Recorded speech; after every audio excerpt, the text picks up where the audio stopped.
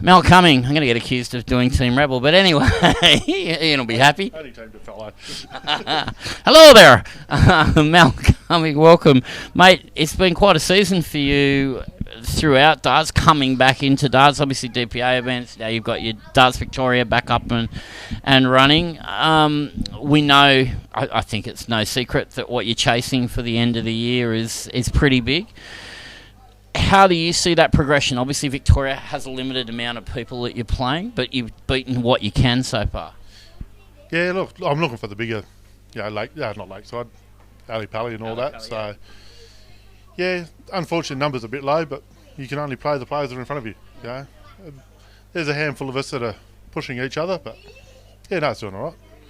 If anything, I mean, you've had lots of finals. But perhaps not won as many of those finals. Some of it's about the fact that you're in so many finals, so you're exhausted by the time you get through it.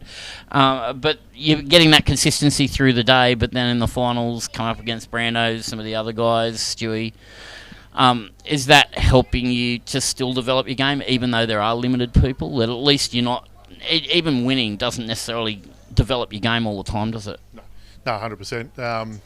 Making the finals is always good. Semi-finals, I lost to Stewie last week on the Saturday.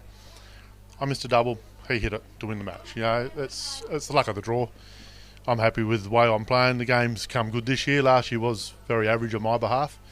But yeah, making finals is always a good thing. I'm happy with that. So, yeah, can't complain. And how do you see, I mean, obviously Darts Victoria coming back in now, you haven't been able to play consistently because of the fact, not at that highest level.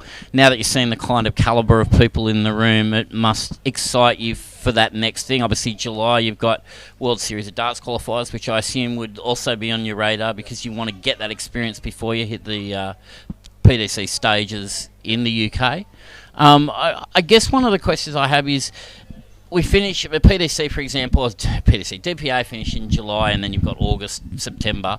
But then you've got a couple of months where you're not playing top calibre players regularly around the country because obviously even your Darts Australia tournaments or the week's over, etc.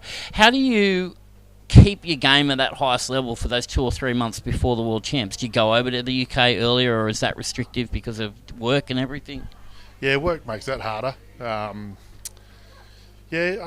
I'm lucky I've got a group of people around that live in the same sort of area, so we can travel to each other's house, have a throw. But that's still not what we're throwing here, obviously. It's more relaxed.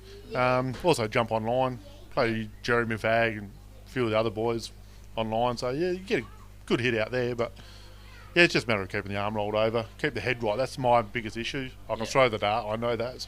Whether my head allows that to happen. I think over the last 2 years, we know, I've spoken to a few players today whose game's gone backwards because of the lockdown and everything. I think, though, if there's one person whose game hasn't gone backwards, it may not have progressed as you would have liked, but it's seemed to have stayed at the level that you finished off maybe 2019 with. Well, what do you put that down to? Well, I say last year, my game went backwards. Wasn't where I wanted it to be. I played a lot of online darts when we were shut down, so we obviously sitting in my garage, throwing, relaxed, and I was throwing some brilliant darts. So I think taking that into my expectations into a tournament, and it didn't happen, I was getting frustrated once again, plays with the mind. But this year's come good. I got off the online as much, so I'm just playing just here and there, and yeah, just playing a lot better, just more enjoying the game more. And finally, we just spoke to Lucas Cameron. The idea of being in that team beyond darts and having that support, and hopefully you do get over to the UK and you have that support mechanism that Dargs has built up over the years and the connections, it's really an important part of where your headspace is at for the game. Does it just give you the ability to play? Yeah, 100% it does. Having the support of Lucas, Tick, Reese, even the Queenslanders, it's a fantastic group of guys. Dargs, you can't ask for a better manager. He is fantastic. He does what he can when he can, and the support of the Rebel boys is fantastic. Yeah, it's awesome.